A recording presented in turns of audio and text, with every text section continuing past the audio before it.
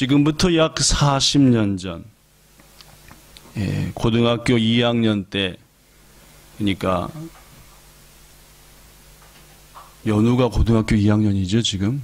연우가 딱 고등학교 2학년 같은데, 연우 나이 때 섬기던 교회에 중고등부 학생들 약 40여 명과 함께 서울을 떠나서 경기도 한 시골의 밤나무 밑에 있던 캠프장으로 3박 4일의 여름 수양회를 떠났습니다. 목사님과 또 여자 전도사님이라고, 안주영이라고 하는 여자 전도사님과 또 우리 학생들에서 40여 명 조금 넘게 여름 수양회를 떠나서 얼마나 막 기대가 되고 즐겁고, 집 떠나서 3박 4일간 캠프할 생각을 하니까 막 가슴 설레고. 그런데 이게 웬일입니까? 무슨 착오가 있었는지 도착한 캠프장에는 더 이상 텐트들을 칠 자리가 없었습니다.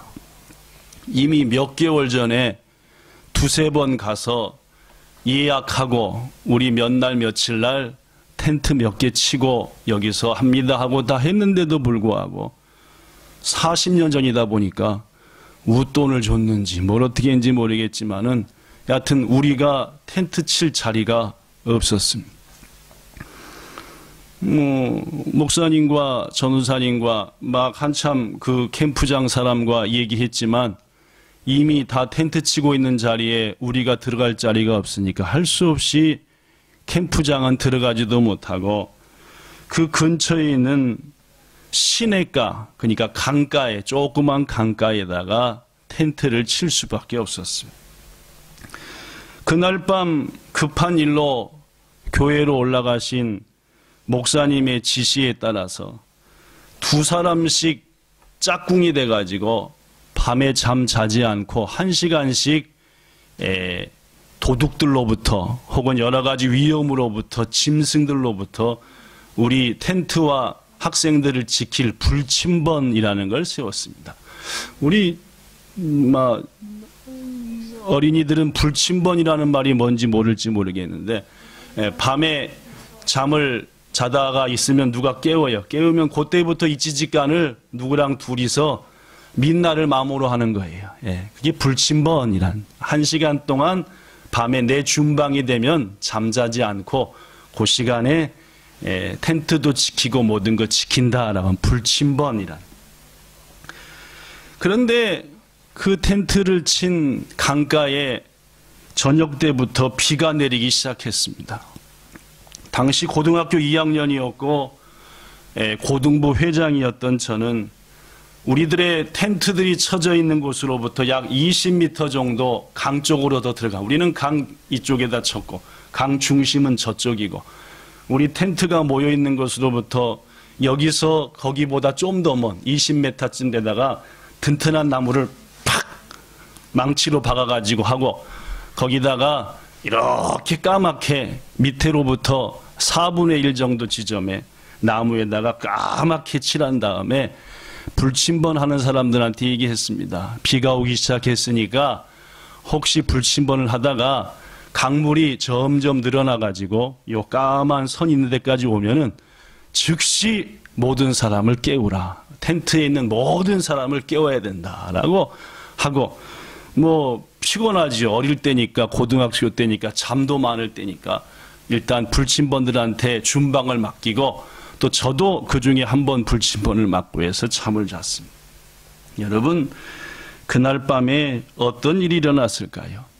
비는 점점 세차게 내렸고, 저도 자면서도 야, 이거 비가 많이 오는데 강가에다가 텐트를 쳤는데 괜찮을까 막 염려하면서 꿈을 꾸면서 자는데, 한참을 잤다 생각했더니 갑자기 막 소리를 질렀습니다. 막 일어나는 거예요. 시간을 딱 보니까 새벽 3시쯤 된 것 같습니다. 밤새 지나서 새벽 3시가 됐는데 막 소리 난 이유는 물이 막 그 박아놓은 나무에 까맣게 칠한 부분을 넘으려고 한다라는 거죠. 그래서 막 호각을 불고 소리 지르면서 이게 시골에 시내가니까 가로등이 있겠어요, 없겠어요? 아무것도 없었습니다. 오로지 우리들한테는 수양회 갈 때 준비물의 하나인 1인당 하나씩 손전등을 준비하라라는 손전등을 켜고 그때부터 한 일이 먼저 중학생들 또 여자애들을 강가로 피신시키고 이제 고등학교 남자애들만 남아가지고 막 텐트를 막 이제 막 불불불불 해서 말고 막 바깥으로 던져내고 더구나 한참 그렇게 하다 보니까 이게 우리가 텐트를 친 데하고 강둑인데 텐트를 친 데서 강둑으로 나가는 길에도 또 강이 생겼어요. 비가 오다 보니까 이쪽이 좀 낮은 데가 있었나 봐요. 여기도 물이 흘러, 여기도 물이 흘러, 여기는 엄청나게 흘러. 그래서 그때 웬일인지 모르지만 사다리를 가져갔어요. 사다리. 요즘 한 2m쯤 되는 사다리를 우리가 텐트 친 데로부터 강둑에 있는데 흐르는 물 그 위에다가 딱 얹혀놓고 그걸 밟고 건너가라 해서 막 허겁지겁 하는데 하는 소리가 했는데 전바울이라고 이름이 저보다 3년 밑인가 하는 남자친구 이만한 애인데 목사님 둘째 아들이 했는데 그로 빠져버린 거예요. 이 사다리와 사다리 사이로 몸이 빠져버렸어요. 미끄러우니까 그랬겠죠, 그죠? 목이 걸렸어요. 가지고 끄집어 올리고 해서 다 피난하고 나니까 20-30분 지나니까 날이 밝았어요. 그러니까 아마 한 4시 반쯤 됐나 봐요. 피난하고 나니까 4시 반쯤 됐고 일단은 피난한 다음에 되돌아보니까 물에다가 담가놨던 수박 4덩어리도 못 꺼내왔고 또 그때는 페트보틀가 아니라 전부 다 병이었습니다. 병. 콜라병 한 2박스인가 하여튼 담가놓은 것도 전부 다 뭐 정신없으니까 못 꺼내왔고 자세히 각 조별로 인원을 점검해 봤더니 떠나려고 한 사람은 하나도 없고 해서 새벽에 그 비를 맞고 강가에서 바들바들 떠니까 아침에 목사님이 놀래가지고 서울서 내려오셔가지고 나머지 2박 3일은 교회에서 수양회를 했던 제가 고등부 회장 때에 겪었던 기가 막히고 놀라웠던 일이 지금부터 딱 40년쯤 전인 거 거의 그런 것 같습니다. 그 후로 저는 절대 강가에는 텐트 안 칩니다. 왜냐하면은 이게 언제 비가 올 줄 모르고 비가 오면은 강은 텐트 치기 좋은 푹신푹신한 곳이지만 한번 비가 오면은 막 싹 쓸어가 버린. 그렇죠? 그때 우리들은 강가에서 해가 이제 동이 조금 밝아오려고 폼 잡을 때 분명히 봤습니다. 우리가 텐트 쳤던 자리가 이미 싹 쓸어가 가지고 전부 다 물바다가 큰 강이 돼버렸다는 거예요. 한편 여러분, 제가 고등학교 2학년 때 경험한 이 큰 위기를 극복함에 있어서 가장 큰 역할을 했던 것은 무엇이라고 생각하십니까, 여러분들은? 이런 위기, 아마 좀만 늦었으면, 10분, 20분만 늦었어도 우리 중 누가 떠내려 갔을 수도 있고, 어려움이 처할 수도 있었는데, 그러나 어려움 없이 하여튼 다 빠져나오긴 했고, 그 바울이라고 하는 저보다 3년 밑에인 친구는 그 후로도 한참 동안 항상 얘기하면은 그때 캠프장에서 목 걸려서 하마터면 목이 안 걸렸으면 떠내려갈 뻔했다고 목이 걸리길 잘했다고 이거 딱 걸렸어요. 이거 사다리에 걸려가지고 한참 그런 얘기를 한 적이 있어요. 물론입니다. 이때 위험으로부터 피할 수 있는 것은 물론 하나님의 은혜임과 동시에 불침번의 역할이었다는 거죠. 만약 그 시간대 즉 새벽 2-3시를 담당했던 불침번들이 아무 일 없을 거야. 피곤한데 나 1시간 좀 자면 어때? 라고 하면서 불침번을 시카리하지 않고 라면이나 끓여 먹고 물이 차오르는데 거기에 별로 신경 안 썼다고 한다면은 분명 우리들 중에 몇 사람은 큰일을 당했을 가능성도 꽤나 높습니다. 그러나 그들은 지극히 작은 일에 여기까지 물이 차오르면은 모두 깨우라! 라고 하는 이 일, 별일 같지 않지만 이 지극히 작은 일에 충실하게 대응했고 그로 말미암아 그때 그 자리에 있었던 약 40여 명의 학생들은 저를 포함해서 한 사람도 생명을 잃거나 어려운 일을 당하지 않았다는 거지요. 물론입니다. 지극히 작은 일에 충성해야만이 그 일을 통해서 놀라운 은혜를 경험하는 겁니다. 오늘 본문 하나님께서 아말렉이라고 하는 민족에 대해서 무서운 명령을 내립니다. 성경에서 하나님이 이렇게 무서운 명령을 내리는 것은 거의 없습니다. 하나님은 인자하시고 사랑이 많으시는 분인데 오늘 내리는 아말렉에 대한 명령은 무시무시합니다. 놀라울 정도로 무섭습니다. 자, 무슨 명령이냐? 오늘 본문 2절과 3절에 그 하나님의 명령이 나옵니다. 누구한테? 이스라엘의 첫 번째 왕인 사울한테. 자, 뭐라고 명령했는지 보시지요. 본문 2절과 3절. 만군의 여호와께서 이같이 말씀하시기를 아말렉이, 즉 아말렉이라고 하는 민족이 이스라엘에게 행한 일, 곧 애굽에서 이스라엘이 나올 때에 길에서 이스라엘을 대적하여 공격한 일을 내가 알고 있고 이제 그들을 벌해야 되겠다. 벌을 줘야 되겠다. 뭔 벌이냐? 3절. 너 사울 왕과 이스라엘 백성들은 지금 당장 가서 아말렉 민족을 쳐라. 공격해라는 말입니다. 어떻게 하느냐? 그들의 모든 소유를 남기지 말고 진멸. 진멸은 하나도 살려두지 말고 다 죽이라는 말입니다. 더구나 남녀와 소아, 소아는 뭡니까? 어린아이, 아주 어린아이. 그 다음에 젖 먹는 아이. 이제 겨우 젖 먹는데 뭘 합니까? 그런 아이까지 양이나 낙타나 나귀나 여기에 생략됐지만 소나 양이나 하여튼 목숨 붙어 있는 것들은 다 죽이라 라는 명령이었어요. 전 조금 아까 얘기했습니다. 하나님은 사랑이 많으신 분인데 모든 걸 심지어 젖먹이까지 다 죽이라 한 것은 무지막지한 무서운 명령이었다. 이유가 있었어요. 왜냐하면은 이들은 이스라엘 백성들이 과거 애굽에서 나와가지고 모두 다 힘들어할 때 뒤에 떨어진 어린아이, 노인들을 막 잡아 죽이는 나쁜 사람들이었어요. 더구나 뭐가 더 문제냐면은 하나님께서 이스라엘 백성을 애굽에서 나오게 해서 하나님이 약속한 가나안 땅에 인도하신 가장 큰 이유는 이 가나안 땅에서 예수님이 이 땅에 오셔야 되고 베들레헴에서 그 예수님을 통해서 온 인류를 구원해야 되는 하나님이 가장 심혈을 기울여서 애쓰시는 구속사역의 가장 핵심적인 일입니다.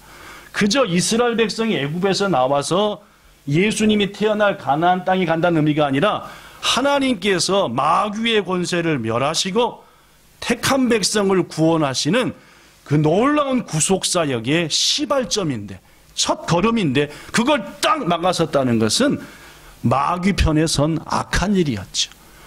고로 하나님께서는 그 아말렉을 아끼지도 말고 전부 다 살아있는 것들은 다 죽이라라고 명령을 했다는 거죠. 자, 그렇다면 여러분, 사울 왕은 하나님의 그 지엄하신 명령, 무서운 명령에 순종했냐 안 했냐입니다. 그렇죠? 사울은 순종했어야 되는 겁니까? 안 해야 되는 겁니까? 예, 순종했어야 되는 겁니다. 하나님이 이렇게 무서운 명령을 내린 적이 없어요. 그러면 이런 무서운 명령을 내린 이유를 알고 순종했어야 돼요. 자기가 하나님보다 더 사랑이 많은 거 아니잖아요, 그죠? 하나님의, 우리 신앙인들 보면은 어떤 사람은 교만해가지고 하나님보다 더 은혜로우려고 그래요, 그죠? 죄인도 막 용서해버리려고 그러고 악한 거다고도 같이 지내려고 그러고 안 된다고. 우리는 하나님보다 절대 자비한 존재가 아닙니다. 하나님이 하라면 이유가 있는 거잖아요, 그죠? 그로 따랐어야 되는 거예요. 자, 본문 8절 9절 사울왕 일행이 아말렉 사람의 왕 아각을 사로잡고 사로잡으면 돼요, 안 돼요? 죽였어야 돼요. 왜 사로잡았어요? 여봐라, 우리가 아말렉 왕을 우리 손에 쥐고 있다 하고 자기를 에라소니 미에루하게 한 거예요. 야, 내가 정말 아말렉 왕도 내 손에 있다라고 말입니다. 자랑하고 싶은 거예요. 하나님이 이기게 한 건데 내가 에라이라고 한 거란 말입니다. 이어서 칼날로 모든 백성은 진멸했지만 9절에 보니까 사울과 백성이 아각 왕과 양과 소의 좋은 것들과 기름진 것들, 어린 양과 좋은 것은 남기고 진멸하기를 즐겨하지 않고 가치 없고 하찮은 것만 없이 했다. 왜요? 욕심이에요. 이거 양인데 참 내가 갖다가 기르면 좋겠네. 이거 소인데 내가 갖다 키우면 좋겠네. 전부 다 죽이라 했는데 자꾸 보니까 욕심이 생긴 거예요. 아까는 자기를 에라이하게 보여주고 싶었고 왕을 살려준 것은, 지금은 하나님이 다 죽이라는 것 중에 좋은 것들은 내가 좀 갖고, 너도 좀 갖고, 결국 그들은 하나님의 뜻에 안 순종했다는 겁니다. 물론 사울 왕과 여기 써진 것처럼 백성들의 입장에서 볼 때는 하나님의 명령 대부분에 순종했고, 일단 죽이기는 거의 죽였으니까, 멸하기는 거의 멸했으니까, 다만 지극히 작은 것 몇 가지 정도는 하나님이 이해해 주겠지라는 마음이었을지도 모르겠습니다. 그러나 분명한 것은 하나님의 말씀대로 안 했다는 거죠. 안 했다는 겁니다. 자, 지극히 작은 일에는 순종하지 않았지요. 자기가 생각, 이건 별일 아니야. 이 정도는 괜찮아. 예배 시간에 좀 떠드는 거 괜찮아. 드리는 게 더 중요하지 뭐. 이렇게 생각하는 거죠. 좀 예배 시간에 좋을 수도 있어. 괜찮아. 앉아있는 게 더 다이지 뭐. 우린 아무렇지도 않게 생각하는 거예요. 내가 하나님께 내 최선을 다해야 되는데, 이 정도는 좀 틀려도 돼. 괜찮아. 괜찮지 뭐. 하나님은 최고 최선을 원하시는데, 우리들은 이 정도면 주분 아니야? 이 정도는 이해해 주시겠지만, 요 정도는 건드렸다. 괜찮아요? 잘 보여요? 윙 집사님 안 보인다는 얘기 아닌 거죠? 괜찮아? 오케이.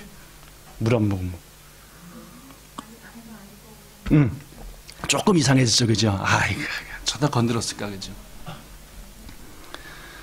자, 지극히 작은 것에 순종하지 않은 결과가 어떻게 되느냐?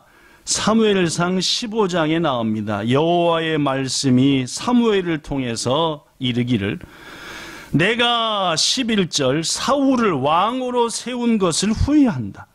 그가 돌이켜서 나를 따르지도 않고 내 명령을 행하지도 않는구나. 사무엘상 15장 22절과 23절, 이제는 사무엘이 사울한테 직접 하는 말이 나옵니다. 사무엘이 사울 왕한테 말하기를, 하나님께서 번제와 다른 제사 드리는 것을 그분의 목소리를 순종하는 것처럼 좋아하시겠습니까? 왕이시여, 아무리 하나님께 제사를 드리고 그 좋은 양 소로 하나님께 바친다 하더라도 하나님은 그거보다도 당신의 말에 순종하는 것, 지극히 작은 일이라도 시타가이마스, 그대로 하겠습니다. 소노도리니시마스, 이렇게 하는 거, 이것을 더 하나님은 기뻐하는 거 아닙니까? 라고 말씀. 하나님을 거역하는 것은, 즉 하나님 말씀을 안 듣는 것은 점쟁이한테 가서 점치는 것. 당시 이스라엘 백성 중에 최고 악한 일 중에 하나가 점쟁이 찾아가 점치는 것이었습니다. 하나님 말씀 안 듣는 것은 점치는 죄와 같고, 하나님의 말씀 안 듣고 요 정도는 괜찮겠지 하는 것은 우상한테 절하는 죄와 똑같은 것을 어찌 알지 못합니까? 왕이 하나님이 주신 말씀과 명령을 버렸으므로 하나님께서도 당신을 버린다고 하십니다. 라고 하는 무서운 말씀이 사무엘상 15장 22절과 23절에 써졌습니다. 성도 여러분, 그렇습니다. 지극히 작은 것에 불순종한 사울 왕은 그만 하나님께 버림을 받고 말았다라고 하는 얘기.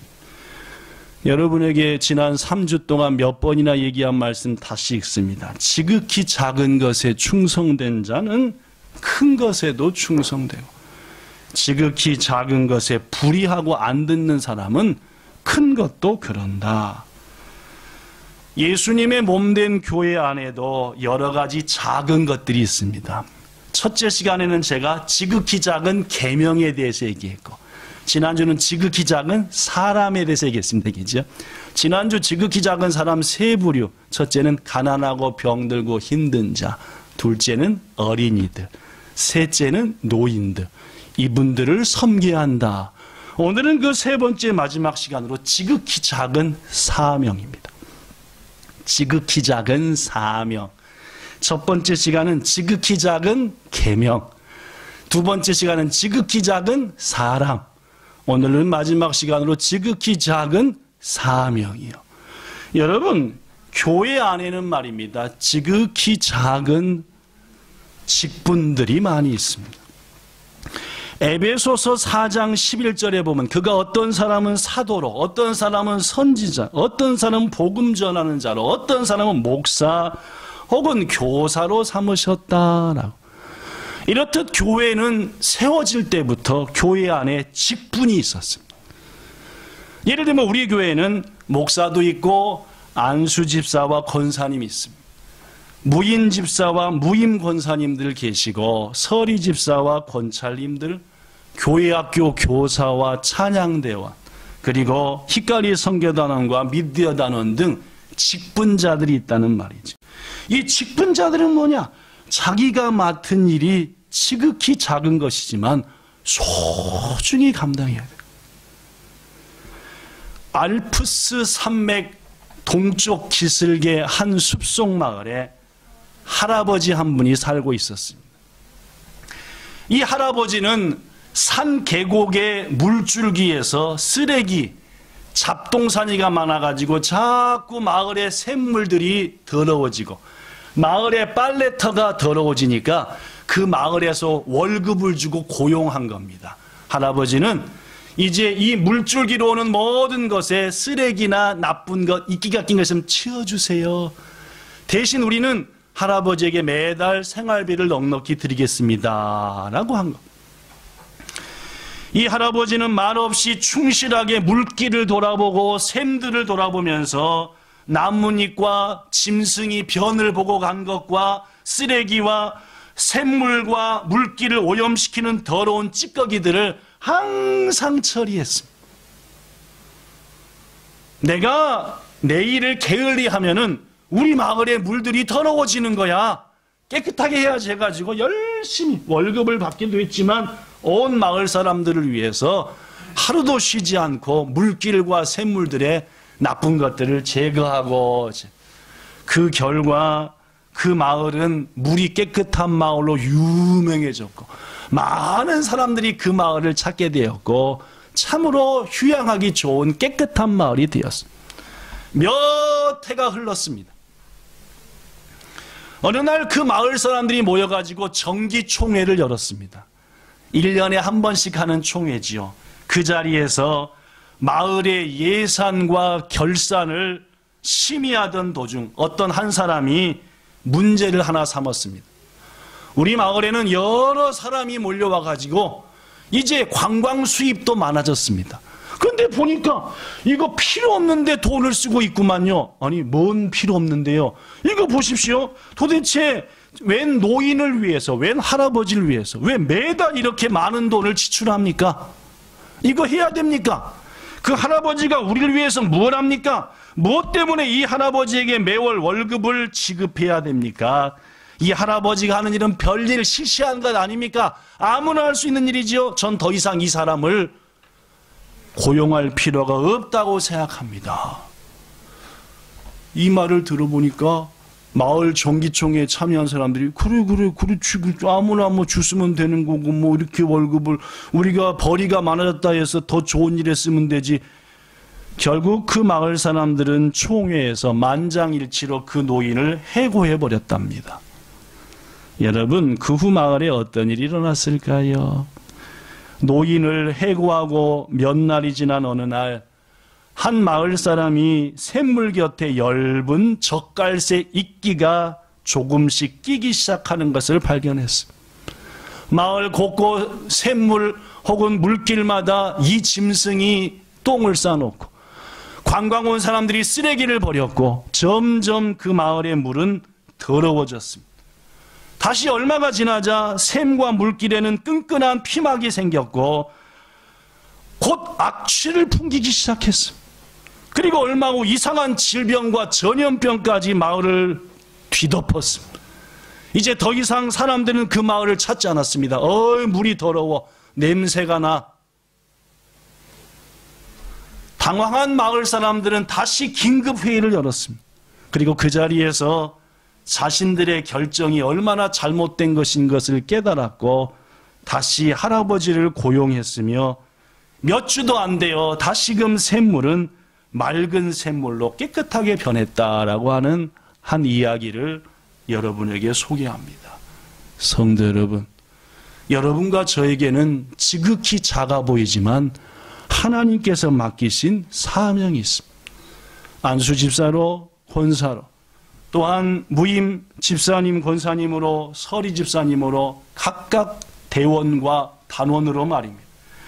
교회학교 교사로 혹은 찬양대원으로 1년 52주 중에서 몇 주 정도는 사정이 있으면 빠져도 되는 거야 라고 생각할 수도 있습니다.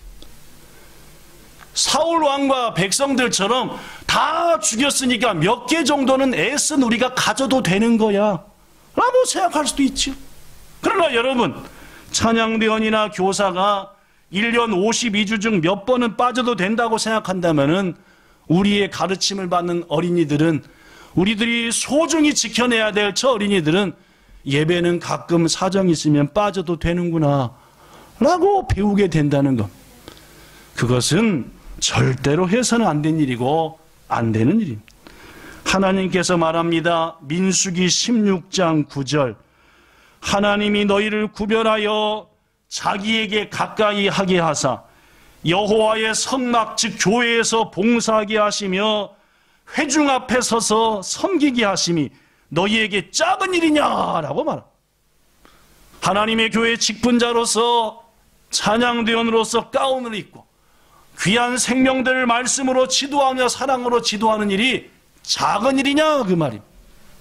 너무너무 귀중한 일이 아니냐 그 말입니다. 지극히 작아 보이지만 그것이야말로 소중한 것이 아니냐. 부디 하나님의 교회에서 직분을 받은 성도 여러분들, 그 직분 소중히 여겨 온전히 충성하기를 예수님 이름으로 축복합니다.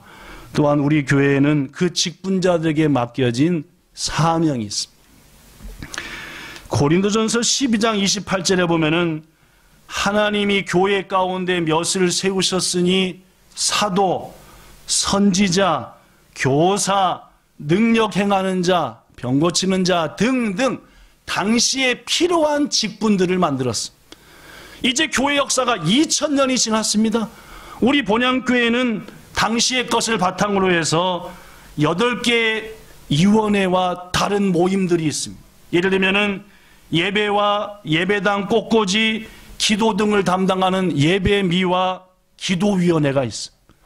또한 교회의 모든 찬양활동을 담당하는 찬양위원회가 있지요.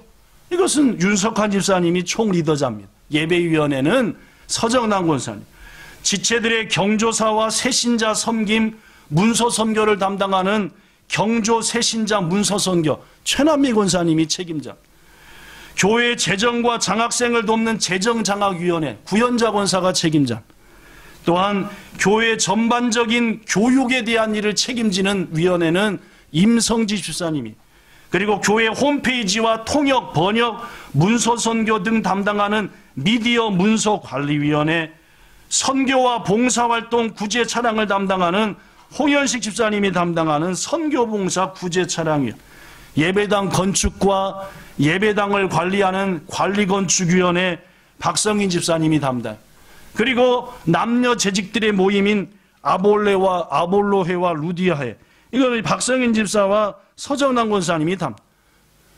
이 여러 가지 위원회는 우리 본향교회 21명의 모든 재직들이 포함돼서 그 일에 함께 감당하고 헌신해야 될 사명들이라는 말이에요. 연초에 분명히 우리들은 임명할 때에 교회 집사님이시고 혹은 권사님이시고 어느 위원회에 소속되어 있습니다 라고 해서 그 위에 소홀히 여기면 안 됩니다. 난 아무것도 몰라갖고요. 그거 아니라 내가 할 수 있는 한도 내에서 어느 것이라도 협력해야 하나님의 지극히 작은 일에 헌신하는. 또한 우리 본향교회는 봉사하는 일도 있습니다. 무슨 말이냐? 에베소서 4장 12절에 보면은 성도를 온전케 하며 봉사일을 통해서 그리스도의 몸된 교회를 세워가야 된다. 어떤 봉사활동이 있습니까? 생일이나 결혼기념일에 이렇게 나무나 꽃꽂이로 드리는 봉사가 있습니다.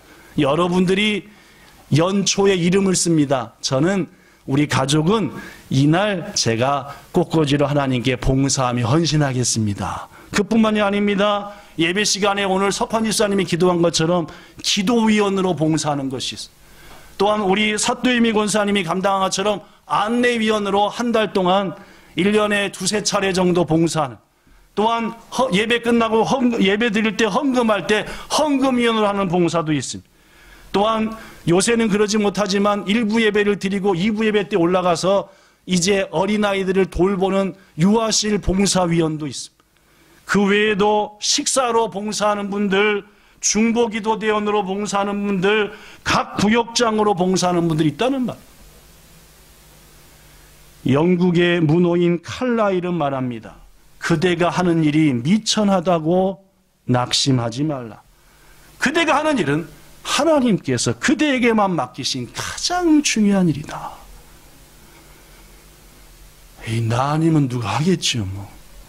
우리 위원회 몇 명 있는데요, 뭐. 아유, 뭐, 꽃꽂이 깜빡 잊어버릴 수도 있지요, 뭐. 아유, 안내하는 거, 헌금하는 거, 아유, 깜빡.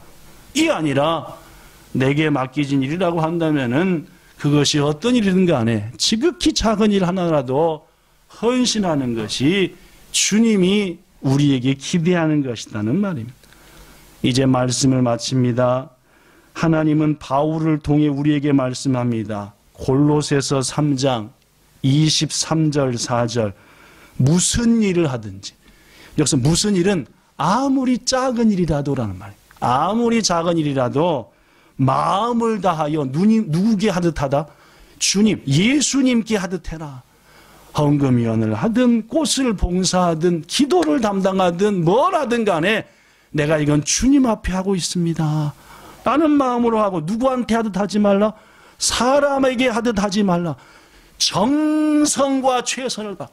아까 우리 일부 예배 찬양대원들 요새 나눴으니까 찬양들 몇 명 안 되지만은 서가지고 주 하나님 지으신 독생자 예수를 일본어로 해가지고 자기들이 만든 건지 누가 만든 걸 하는지 모르지만 딱 볼 땐 자기들이 만든 것 같아, 그죠?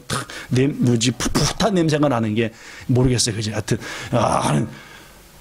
정성으로 하나님을 찬양하는 일, 이것은 사람에게 하는 게 아니라 하나님이 받으실 찬양을 한다 하는 마음으로 한 게 분명한 거예요.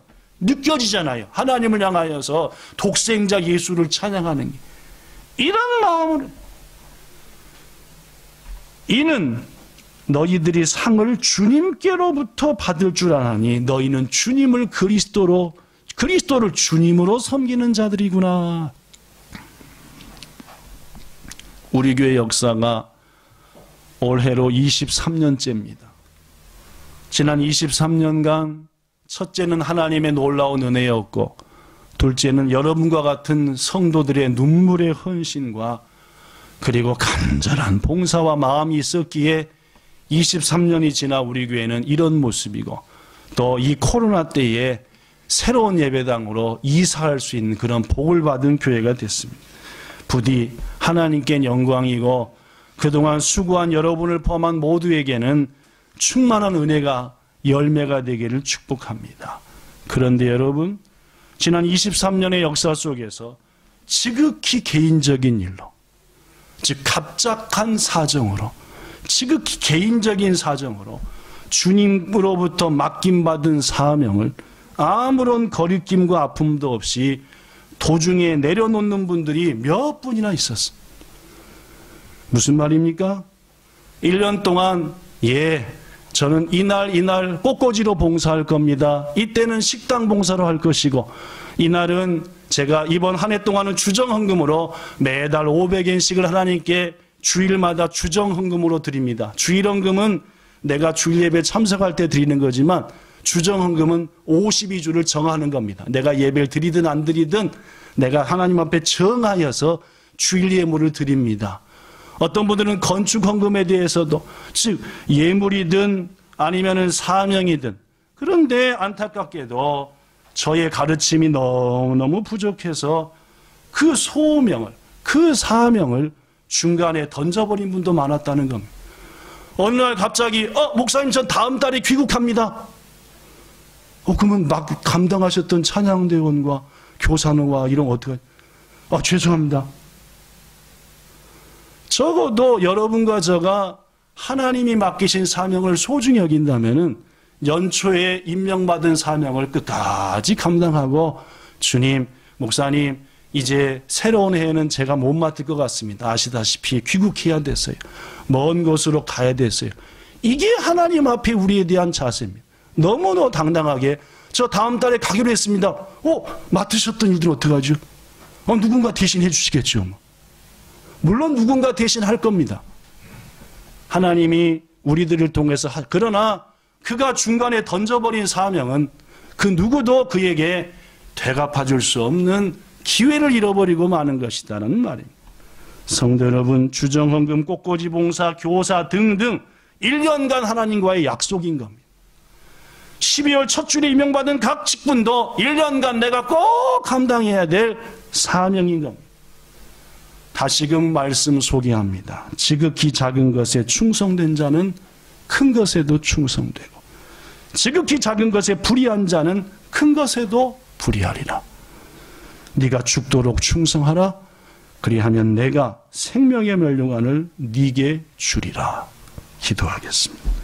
좋으신 하나님, 하나님의 교회에도 주님이 주신 많은 직분과 사명과 봉사의 일이 있습니다. 우리는 연초가 되면은 하나님의 이름으로 임명을 받거나 혹은 자원하여 그 사명을 감당하고자 합니다. 지난 23년간 수많은 성도들의 눈물과 헌신으로 아름다운 본향교회로 성장해 나가고 있고, 이번 이사를 계기로 더 큰 일들을, 주님이 원하셨던 일들을 넉넉히 감당하는 주의 마음을 시원케 하는 교회 될 것 믿습니다.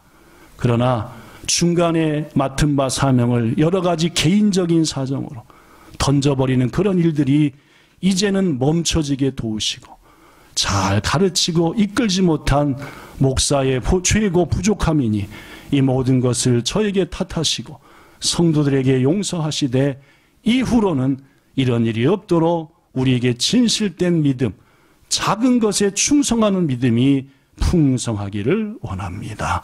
이 아침에도 하나님 앞에 온전한 모습으로 예배하는 이 귀한 성도들의 예배를 기뻐 받으시고 하나님의 은혜로 풍성케 하시기 원하며 예수님 이름으로 기도드리옵나이다. 아멘.